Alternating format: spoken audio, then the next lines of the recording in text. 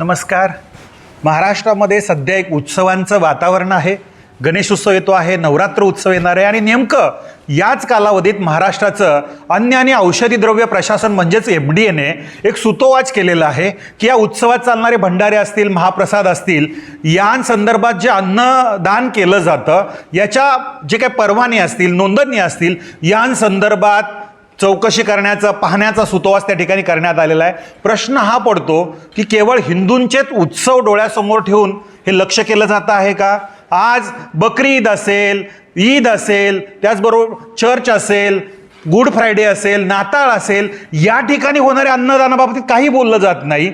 शासनाचे जे वेगळे विभाग आहेत, मंत्रालय असेल, अन्य विभाग असतील, या विभागात जे काही अन्न पुरवलं जातं, कॅन्टीन चालतात, त्या संदर्भात वारंवार लोकप्रतिनिधीच तक्रारी केलेल्या आहेत. याबाबत देखील कुठल्याही प्रकारची कारवाई होताना दिसत नाही.